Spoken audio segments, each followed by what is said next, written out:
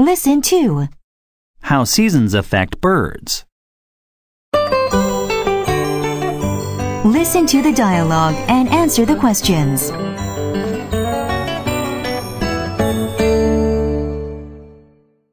Can anybody give me an example as to how the changes in seasons affect the lifestyle of animals? Birds migrate to warmer climates in winter. That's true for some birds. Once breeding season has ended and temperatures begin to drop, many species migrate to warmer climates. The birds that stay, such as finches and chickadees, tend to flock together in fall and winter. Many birds change their diet, and some are even known to change their appearance. Their entire covering of feathers changes color and becomes thicker. They are remarkably adaptable creatures. I have a bird in my garden. In the colder months, I need to put out more food. In summer and spring, I rarely have to feed them. Why is this? In summer, berries are more plentiful. It is also easier for birds to find bugs and insects, too.